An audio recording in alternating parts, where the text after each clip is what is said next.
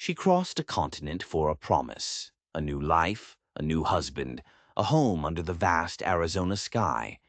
But the man waiting for her wasn't at the train station. He wasn't in the dusty saloon or the general store. The only place she found him was in a freshly dug grave. Alone, penniless, and 1,000 miles from anyone she knew, her only hope comes from the one man the town despises. A Half-Apache rancher with secrets as deep and dangerous as the land itself. This isn't just a story of survival. It's a story of what happens when a dead man's secrets refuse to stay buried. The train shrieked, a metal cry against the endless silence of the Arizona territory. For 3 days, that sound had been the rhythm of Josephine's new life, a relentless chugging that pulled her further from the damp, crowded streets of Boston and deeper into a world of raw, sun-scorched earth. She pressed her face against the grimy window. The glass was hot to the touch. She watched the blur of ochre sage and distant, hazy mountains. It was a brutal, beautiful landscape, as stark as the Bible Psalms her father used to read. Her destination was a pinprick on the map called Redemption. The name itself felt like a promise. In her hand, she clutched the letter that had summoned her here. The paper was soft and creased from countless readings. The handwriting was a man's, strong, clear, and full of assurances. Thomas Jones. His name felt solid, dependable. He'd written of his successful ranch, of the need for a wife to make his house a home. He wanted a partner to share in the prosperity he was carving from the wilderness. He had enclosed a photograph. A stern-faced man with kind eyes and a thick, well-kept mustache standing proudly before a modest but sturdy-looking cabin. To Josephine, trapped as a governess to a wealthy, callous family, Thomas Jones's proposal was more than marriage. It was salvation. At 26, she was firmly on the shelf. Her prospects were as barren as the winter trees in a Boston cemetery. This was her one desperate gamble for a life of her own. As the train slowed, groaning and hissing steam, the town of Redemption materialized from the heat haze. It was smaller, dustier, and more desolate than she had allowed herself to imagine. A single wide street, rutted by wagon wheels, was flanked by a dozen or so weathered buildings. A saloon with swinging doors, a general store, a blacksmith's forge belching black smoke, and a sheriff's office with a faded sign. There was no station, just a raised wooden platform. Her heart hammered against her ribs. Josephine gathered her single battered valise and stepped down. The heat was a physical blow, a solid wall of shimmering air that stole her breath. The dust, fine as flour, immediately settled on her dark traveling dress. She stood on the platform, a solitary figure in a sea of indifferent space. She scanned the few faces that had turned to watch the train's arrival. A couple of weathered cowboys, a woman in a calico dress herding 2 small children, an old man spitting tobacco juice into the dirt. None of them was the man from the photograph. A pang of disappointment, sharp and cold, pierced through her hope. Perhaps he was delayed. Ranching was demanding work, she knew. She took a deep breath, straightened her shoulders, and made her way toward the general store. It was the largest building in town. The interior was a cool, dim cavern, smelling of coffee beans, leather, and smoked meats. A portly man with a magnificent handlebar mustache stood behind the counter, polishing a set of scales. "Excuse me," Josephine said, her voice sounding small and reedy. The man looked up, his eyes appraising her from head to toe. "Help you, ma'am?" "I'm looking for Mr. Thomas Jones. I was, expected." She felt a blush creep up her neck. To announce herself as a mail-order bride felt shamefully forward. The storekeeper's genial expression tightened almost imperceptibly. He set the scales down with a soft clink. "Jones, you say?" "Yes, he owns a ranch nearby. He was to meet me at the train." The man exchanged a quick, unreadable glance with a woman sorting bolts of fabric in the corner. "Ain't you heard?" he asked, his voice now carefully neutral. Heard what? A knot of dread began to form in Josephine's stomach. Has there been an accident? You could say that, the man said slowly, choosing his words with deliberate care. He wiped his hands on his apron, a gesture that seemed designed to stall for time. Ma'am, I'm sorry to be the one to tell you this. There's no easy way to say it. Tom Jones is dead. The words hung in the air, thick and suffocating as the heat outside. Josephine felt the blood drain from her face. The floor seemed to tilt beneath her feet. Dead? She whispered, the sound barely audible. But how? His letter. It only arrived a few weeks ago. Things happen fast out here, the storekeeper said, his gaze dropping to the countertop. He was found a couple of days ago. Horse through him, looks like. Neck broken. The woman in the corner finally spoke, her voice laced with a strange mixture of pity and resentment. Sheriff Thorne handled it. Buried him up on Cemetery Hill yesterday. Buried. Yesterday. The finality of the word was like a physical blow. The entire foundation of her new life, the future she had so carefully constructed, had just crumbled into dust. The kind eyes in the photograph were closed forever. The strong hands that had written the letter were still and cold beneath the earth. But his ranch, she managed to stammer, her mind grasping for any piece of driftwood in the sudden, overwhelming shipwreck of her hopes. His property.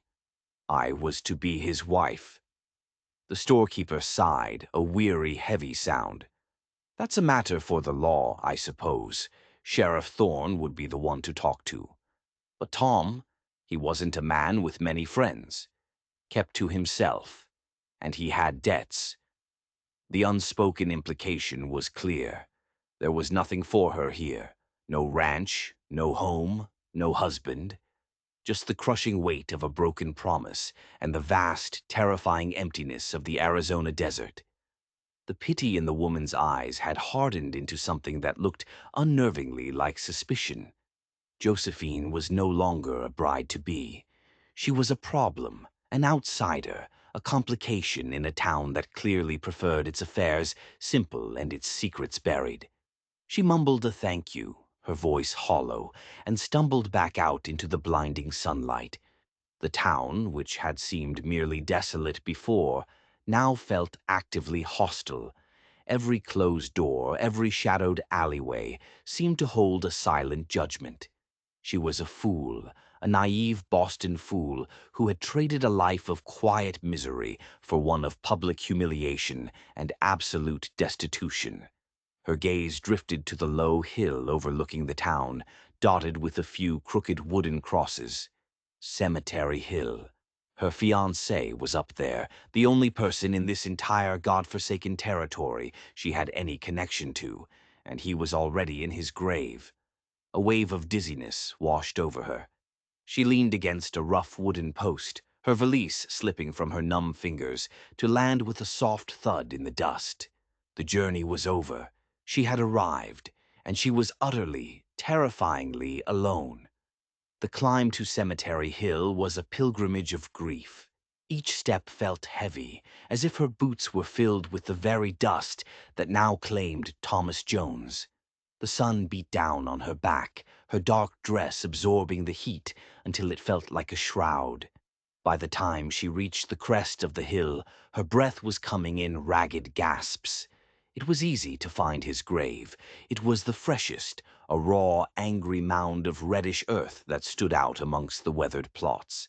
A simple wooden cross had been hammered into the head of the mound, the name crudely burned into the wood. T. Jones. Josephine sank to her knees beside it. There were no tears. The shock was too profound, a cold stone lodged in her chest where her heart should be. She traced the letters of his name with a trembling finger. This was it. The sum of all her hopes, reduced to a pile of dirt and a splintered piece of wood. She didn't know how long she knelt there. The sun began to dip towards the horizon, painting the sky in fiery strokes of orange and purple. The heat finally began to break, replaced by a creeping desert chill. It was the sound of a horse's soft nicker that finally broke the spell. Josephine's head snapped up. Standing not 50 feet away, silhouetted against the dying sun, was a man on horseback. He was as still as the landscape, watching her. He hadn't approached. He had simply appeared, as if he had risen from the earth itself. Fear, cold and sharp, lanced through her. She was alone on a desolate hill with a strange man. He was tall and lean in the saddle, with broad shoulders that spoke of a life of hard labor. He wore dusty rancher's clothes, but it was his face that held her attention. Even from a distance she could see the sharp, high cheekbones and the straight black hair that fell to his collar. He was dark-skinned, his complexion weathered by the sun to the color of rich leather. He was, she realized with a jolt, of mixed blood, part Indian. In Boston she had only seen them in illustrations, depicted as savages. This man was neither. He was watchful, composed, and possessed an aura of quiet power that was both unsettling and intriguing. He slowly dismounted, his movements fluid and economical. He didn't approach her directly, but walked over to another grave a few plots away. He crouched down, brushing some dust from a weathered marker. He was giving her space, she realized. It was a small, considerate gesture that eased the tightness in her chest. After a moment, he straightened up and turned to face her. His eyes, dark and piercing, met hers. "You must be the woman he was waiting for," he said. His voice was low and steady, with a calm authority that seemed at odds with the town's nervous energy. Josephine got to her feet, brushing the dirt from her dress. "You knew him, Mr. Jones?" "He was my neighbor," the man replied. "Our lands bordered each other. My name is William Foreman. Most folks call me Will." He walked towards her then, his steps unhurried. As he drew closer, she saw the details of his face, a strong jaw, a mouth that looked like it rarely smiled, and eyes that held a deep, unreadable sorrow. He looked not at her, but at the fresh grave. "I'm sorry for your loss. Tom was a good man, quiet, but a hard worker." "They said his horse threw him," Josephine said, the words tasting like ash in her mouth. Will's gaze flickered, a subtle, almost imperceptible shift. He was silent for a long moment, studying the disturbed earth. "That's what the sheriff says." The way he said it planted a seed of doubt in Josephine's mind. There was a reservation in his tone, a hint that he did not entirely accept the official story. Before she could question him further, the sound of another horse approaching drew their attention. Riding up the hill was a large, imposing man with a florid face and a silver star pinned to his vest. He had a thick neck and small, suspicious eyes that immediately locked onto Will Foreman. This, Josephine knew instinctively, was Sheriff Elias Thorne. "Foreman," Thorne grunted, his voice thick with authority. He brought his horse to a halt, deliberately positioning it between Will and Josephine. "What business do you have up here?" "Paying my respects, Sheriff," Will said, his voice remaining level, though Josephine could feel the tension that suddenly crackled in the air. "Same as you, I imagine." Thorne's eyes narrowed. "I'm here because we have a visitor." He nodded curtly at Josephine, but his gaze returned to Will, cold and hard. "This is a private matter. I'll handle it." The sheriff's hostility was palpable. He looked at Will not as a fellow citizen, but as a threat. "Ma'am," the sheriff said, turning his attention to Josephine, his tone falsely solicitous. "I'm Sheriff Thorne. I'm sorry you had to find out this way. It's a tragic business. Now, we need to sort out your situation. I assume you have no funds." Josephine flushed with humiliation. "I have a little." "It won't last long," Thorne said dismissively. "There's a stagecoach heading east in 2 days. The town can take up a collection. Get you a ticket back to wherever you came from. It's for the best." He wasn't offering help. He was issuing an eviction notice. Panic seized her. Go back to what? A life of drudgery and condescension? To admit that her one great hope had ended in disaster? The thought was unbearable. It was Will who spoke into the suffocating silence. "She can stay with me." The words dropped into the twilight like stones into a still pond. Sheriff Thorne's head whipped around, his face contorting in disbelief and fury. "What did you say?" "You heard me," Will said calmly, though his eyes were now hard as flint. "My ranch is just over that ridge. I have a spare room. The lady needs a place to stay while she figures out her affairs. It's the neighborly thing to do." He looked directly at Josephine, his dark eyes holding hers. It was not a proposition, but an offer of sanctuary, of protection. "Tom was my friend.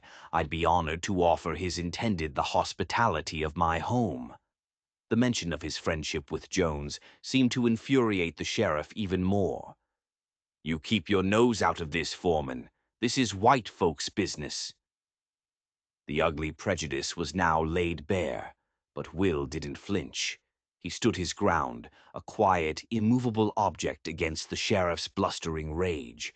He was offering her a choice between crawling away in defeat or staying to face whatever came next. He was offering her a sliver of hope in a world that had suddenly gone dark. "Thank you, Mr. Foreman," Josephine said, her voice stronger than she thought possible. "I accept your offer." Sheriff Thorne's face turned a shade of purple. He looked from Josephine's determined expression to Will's implacable calm, and for a moment he seemed to swell with impotent fury. "You'll regret this," he spat, the words directed at them both. "Both of you." He wrenched his horse's reins and galloped back down the hill, leaving a cloud of dust and resentment in his wake. In the ensuing silence, Josephine looked at the Half-Apache rancher who had just declared himself her protector. She knew nothing about him except that he was the one person who hadn't tried to send her away. He was a man who stood against the sheriff, a man who called the deceased his friend, and a man who looked at a fresh grave and didn't believe the official story. For the first time since she'd stepped off the train, she felt a flicker of something other than despair. It was a dangerous, uncertain feeling, but it was better than nothing. It was the feeling of a story that had not yet ended.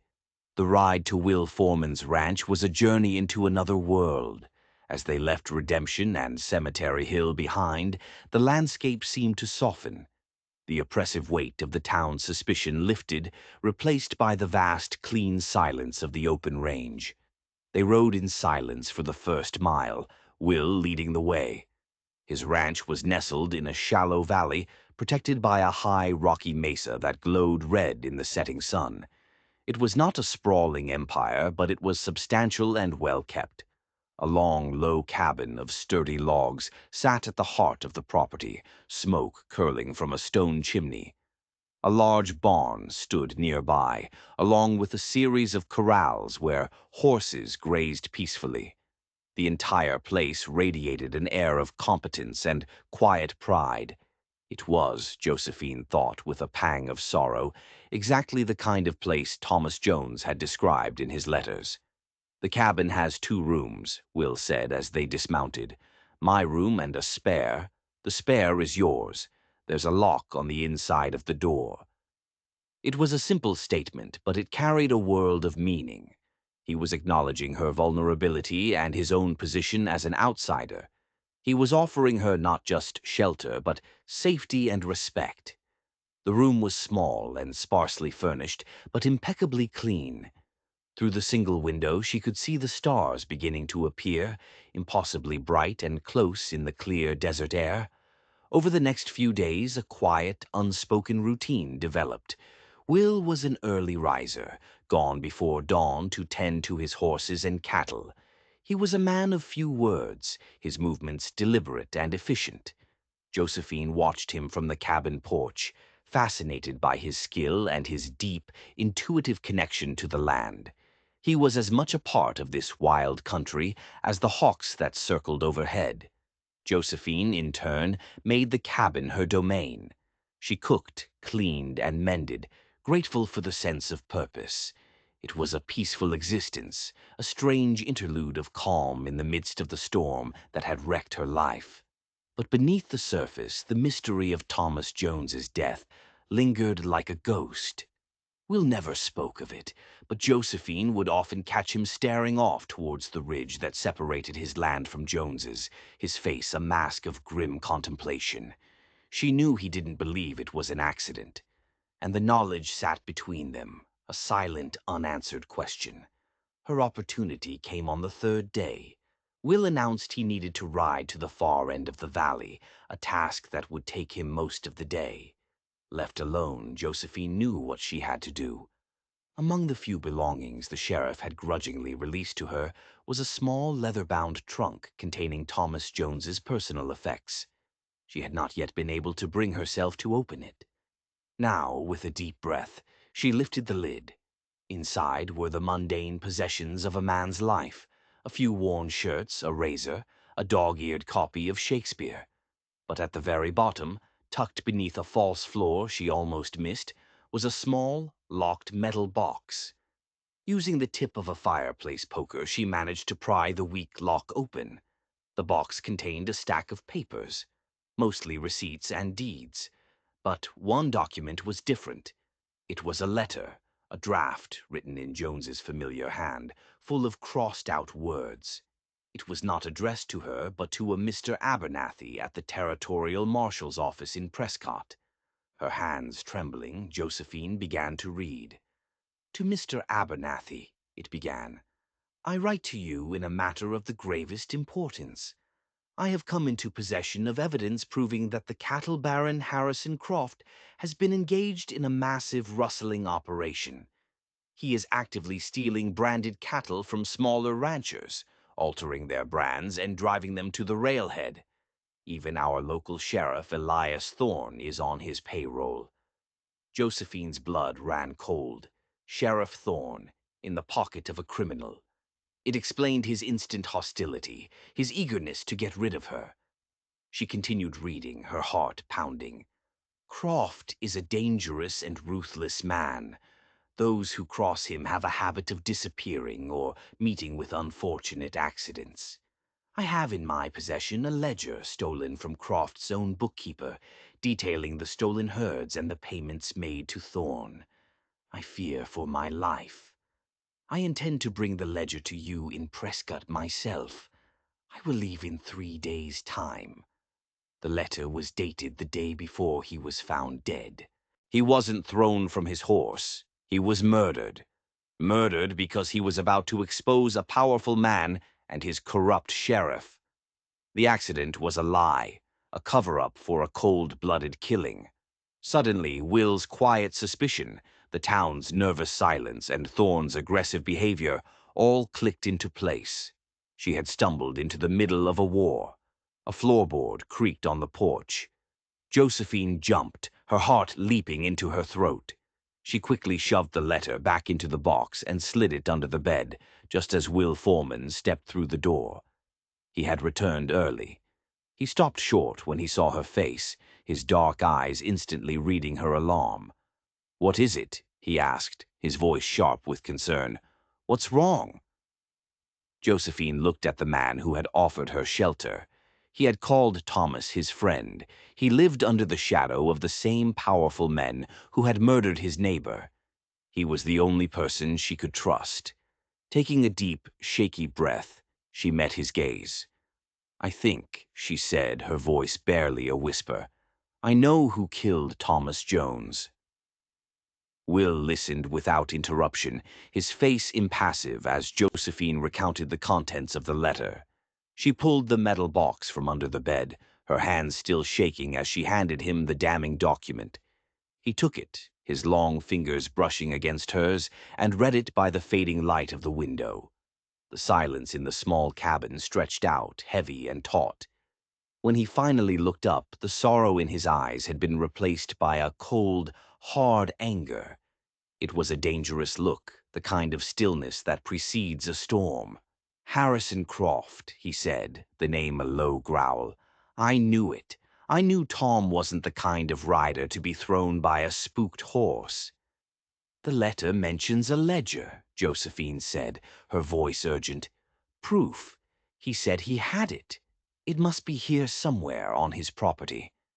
If it is, we need to find it before Croft does, Will said, his mind already working.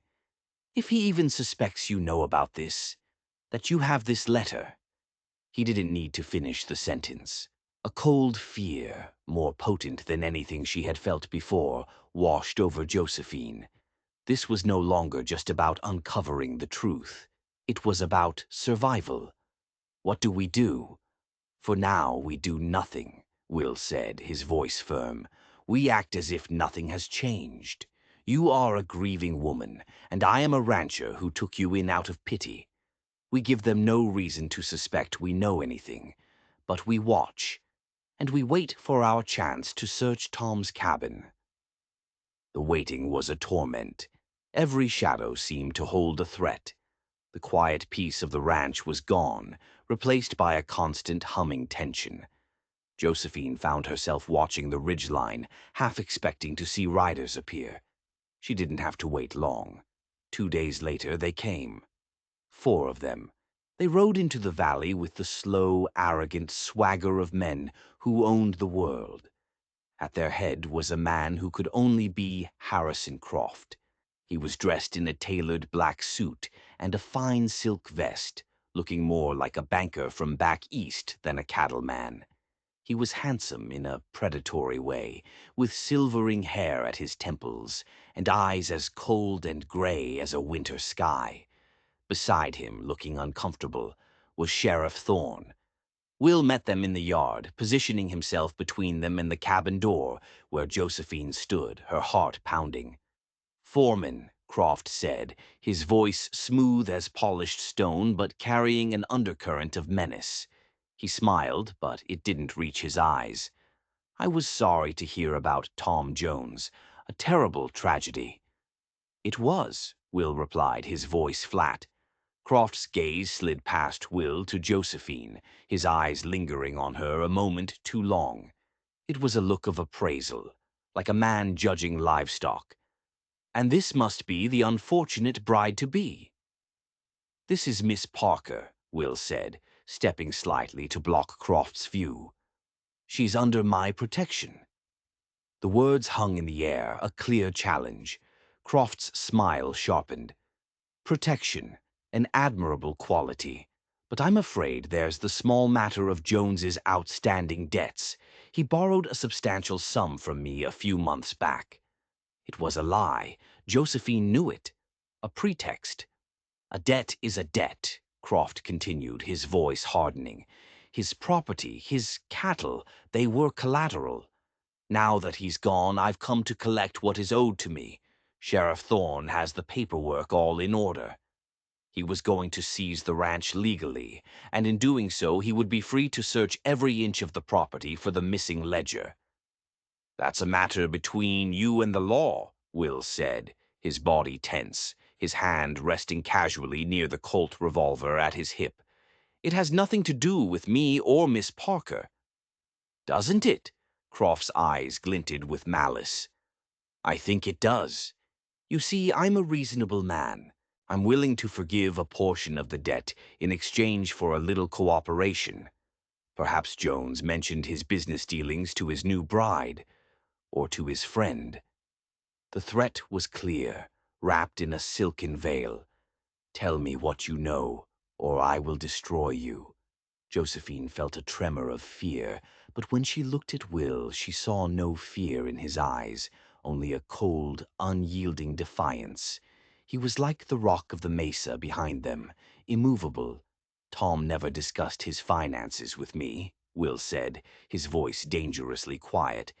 And I'd advise you to keep your distance from Miss Parker. She's been through enough. For a long moment the two men locked gazes. The air was thick with unspoken violence. Croft's men shifted in their saddles, their hands moving towards their guns. Finally, Croft broke the silence with a soft, humorless laugh. Very well, have it your way, Foreman. But know this, I always get what I'm owed. One way or another. He gave a curt nod to the sheriff. Thorne, you'll see to the legalities at the Jones place." Croft turned his horse, his cold gaze sweeping over Will and Josephine one last time. It was a look that promised retribution. Then he and his men rode out of the valley, leaving behind a silence that felt more dangerous than the confrontation itself. As the dust settled, Will turned to her, his face grim. "He knows," he said. "He doesn't have proof, but he suspects we know something. That's why he came here, to test us." "The ledger," Josephine whispered. "He's going to search the ranch for it." "Then we have to get there first," Will said, his jaw set in a hard line. The game had changed. It was now a race against a man who would not hesitate to kill to protect his secrets. A race for the truth, and a race for their lives. The night was moonless, a thick blanket of velvet darkness. It was the perfect cover. Will and Josephine moved through the sagebrush like ghosts, the only sounds the soft tread of their boots and the frantic beating of their own hearts. They had left their horses a mile away, approaching Thomas Jones's ranch on foot from the south. Jones's cabin stood dark and silent. A single light burned in the bunkhouse nearby, where Croft had stationed 2 of his men. Will held up a hand and they froze. They could hear the low murmur of voices and the occasional clink of a bottle. "They'll be drinking," Will whispered, his breath warm against Josephine's ear. "It will make them careless, but we still have to be quiet." He led her around to the back of the cabin, to a small, low window. With the tip of his knife he worked at the latch. After a few tense moments it gave way with a soft click. "I'll go first," he whispered. "Stay here until I tell you it's safe." He swung himself through the opening with silent, fluid grace. A moment later his voice came from the darkness. "All clear." Heart in her throat, Josephine scrambled through, Will's strong hands helping her down. The air inside was stale and heavy with the scent of a life cut short. "We have to be fast," Will breathed. "Where would a man like Tom hide something important?" They had no lamp, only faint starlight. They moved through the single room in a frantic, silent search. Under the mattress, in the cold hearth, inside the cupboard. Nothing. Josephine ran her hands along the rough wooden walls. Her fingers brushed against the stone fireplace. The stones were large and uneven. As her hand passed over one particular stone near the floor, she felt it shift. Just slightly.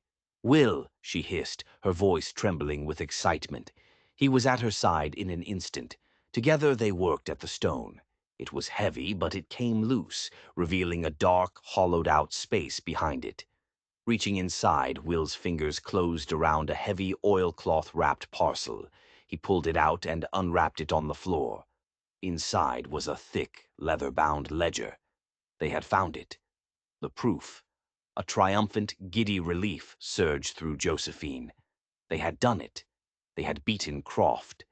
But their victory was short-lived. A sudden shout from outside shattered the silence. "Hey, what was that noise?" The guards. They must have heard the stone. "Time to go," Will said, his voice urgent. He shoved the ledger into a saddlebag and grabbed Josephine's hand. "Not the window. The front door. It's closer to the rocks."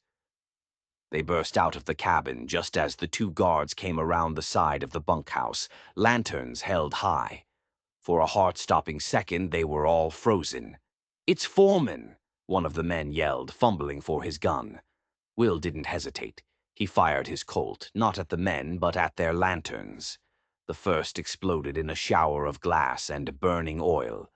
The second shot sent the other crashing to the ground, plunging the yard into near-total darkness. "Run!" Will yelled, pulling Josephine along with him. They scrambled toward a jumble of large boulders.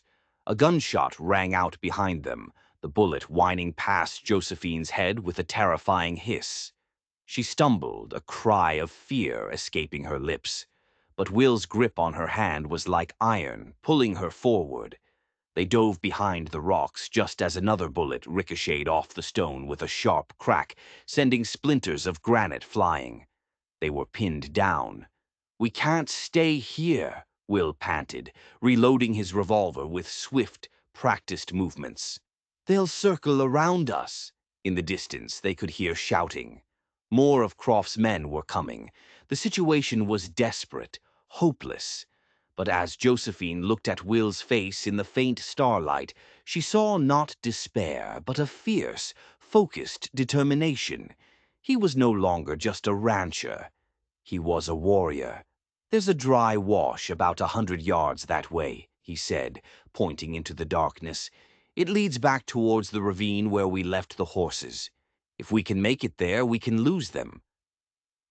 "They're between us and the wash," Josephine said, her voice shaking. "I know," Will said. He looked at her, his dark eyes intense. "I'm going to draw their fire.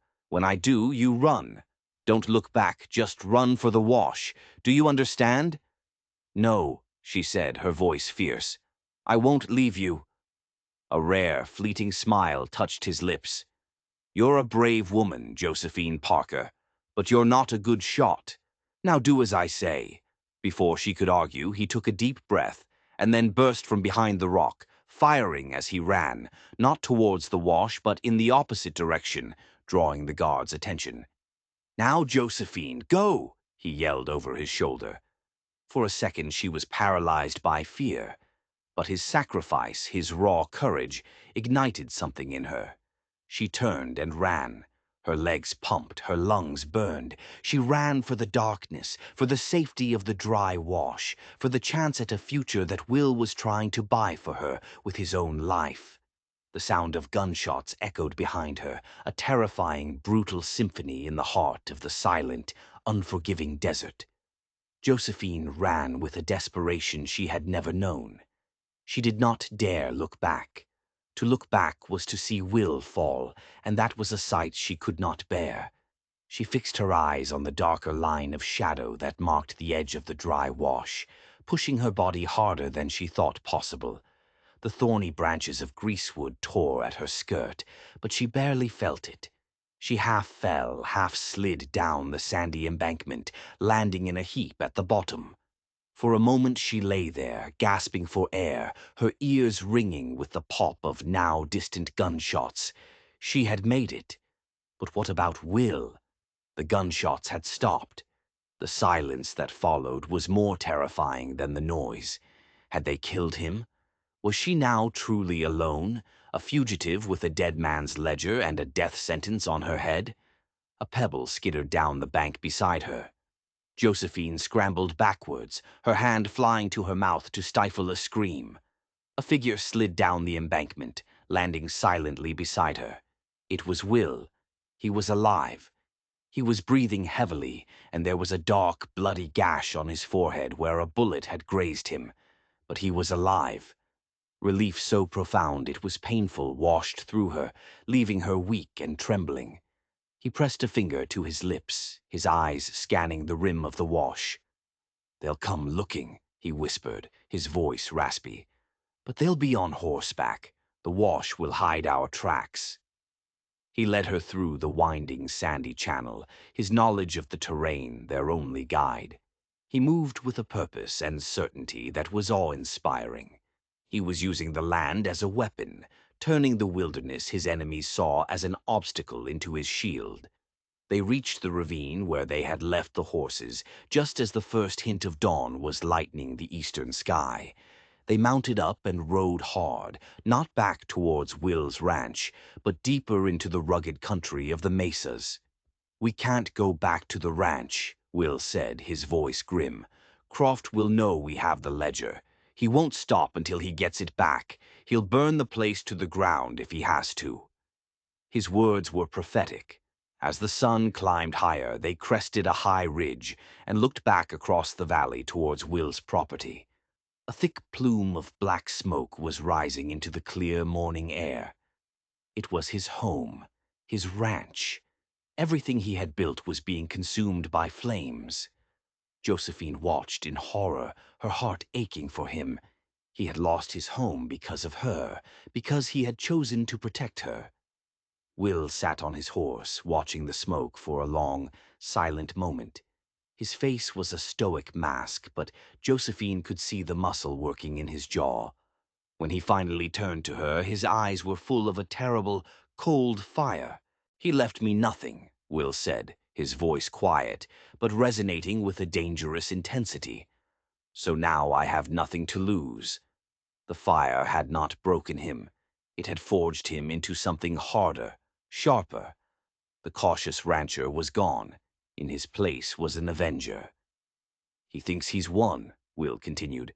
"He thinks we're running, that we'll try to get to the marshal in Prescott. That's what Tom was going to do, and it got him killed. We're not going to make the same mistake." "What are we going to do?" Josephine asked, her voice filled with a mixture of fear and a burgeoning fierce loyalty. She would follow this man anywhere. "We're not going to run from him," Will said, a new, daring plan taking shape in his mind. "We're going to him. We're going to bring the fight to his doorstep." "To his ranch?" she asked, incredulous. "We can't. He has dozens of men."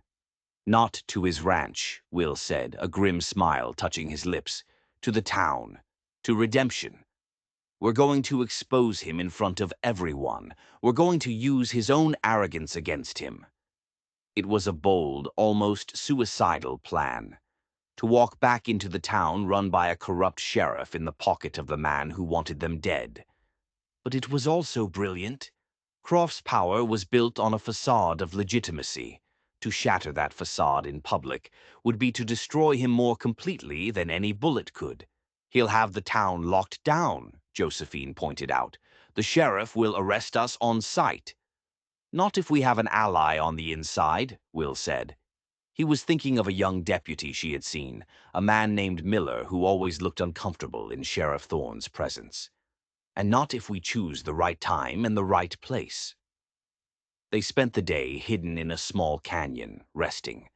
Will tended to his wound, and Josephine tore strips from her petticoat to make a clean bandage. As she worked, her fingers gently cleaning the gash on his forehead, their eyes met. In that quiet intimacy, something shifted between them.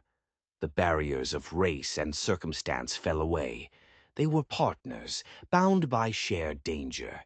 A flicker of a deeper connection passed between them, a promise of something that might one day grow in the ashes of their old lives. As dusk began to fall, they set their plan in motion. They would ride to redemption under the cover of darkness. They would not be sneaking in as fugitives. They would be walking in as accusers. They had the truth in their saddlebag, and they were going to use it to set a fire of their own, a fire of righteous justice that would either consume Harrison Croft or themselves. The town of Redemption was a fortress under the blanket of darkness. Croft's armed men lurked in the shadows. Will and Josephine moved through the back alleys to the small house of Deputy Miller. "Foreman," the pale deputy whispered at his window, "Croft will kill you." "Only if you let him," Will said urgently, holding up the ledger. "We have the proof. He murdered Tom Jones. You have to choose a side, Miller. The law or a murderer?" Josephine's voice was steady. "My fiancé trusted the law. Don't let him die for nothing." A flicker of resolve hardened Miller's face. "What do you need me to do?" The plan was simple, relying on Croft's arrogance. The next day was Sunday. Croft, playing the part of a pious community pillar, would be at church, a public place, surrounded by the very townspeople he terrorized. The next morning, as the church bell tolled, Josephine slipped into a back pew. Will hid in the choir loft, ledger in hand. Harrison Croft entered like a king, taking his seat in the front pew with Sheriff Thorne 2 rows behind him. As the nervous preacher began his sermon, a clear voice rang out from the loft. "Before you speak of redemption," Will called, "let's speak of murder." A collective gasp went through the congregation. Croft stood, his face a mask of fury, his hand going for his gun. "Foreman, you're under arrest," Sheriff Thorne bellowed. On whose orders? Will's voice boomed. The law's or the man who pays your salary? He held up the ledger. I have Jones's proof. A ledger of every head of cattle you've stolen, Croft. Every bribe you've paid to Thorne. At that moment, Deputy Miller drew his gun on his boss. It's over, Sheriff. Thorne hesitated. Will tossed the ledger down. It landed at the feet of the storekeeper. Read it, Josephine cried. He murdered Mr. Jones to keep that book secret. The storekeeper opened the ledger, his face paling. It's true, he whispered in horror. My herd from last spring. He stole them all. The spell of fear shattered, replaced by a roar of betrayal. Seeing his empire crumble, Croft snarled and fired at the easiest target, Josephine. Will had already dropped from the loft, shoving Josephine to the floor as the bullet splintered the pew behind them. The church erupted into chaos. Will fired back as Croft dove for cover behind the altar. At the back of the church, Thorne and Miller exchanged shots. It was a desperate, brutal gunfight in the house of God. Will advanced through the pews, ignoring a bullet that tore through his arm. He kicked over the altar, exposing Croft as he fumbled to reload. Will fired. Croft collapsed. His reign of terror was over. In the ensuing silence, Sheriff Thorne lay wounded, his betrayal exposed. Deputy Miller stood over him, his face grim. It was finished. Days later, with the arrival of the territorial marshals, the full story came out.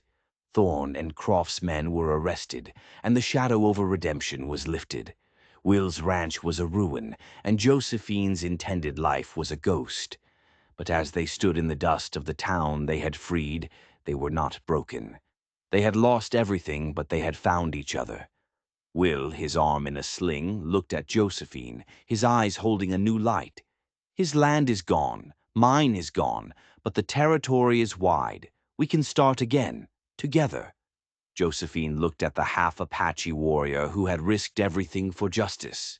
She had come west for a life she'd lost before it began, but had found something far more profound. She had found a partner.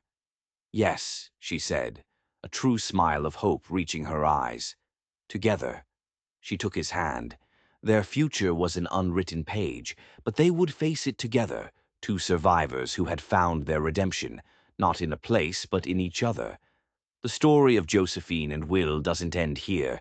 It's just the beginning of a new chapter, one they'll write together.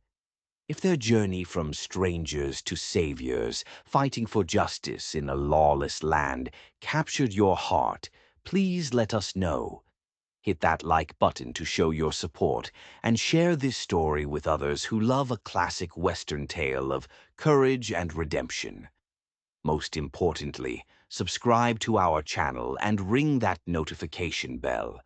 We have many more stories from the untamed West waiting to be told, and you won't want to miss a single one. Thank you for riding along with us. We'll see you on the next trail.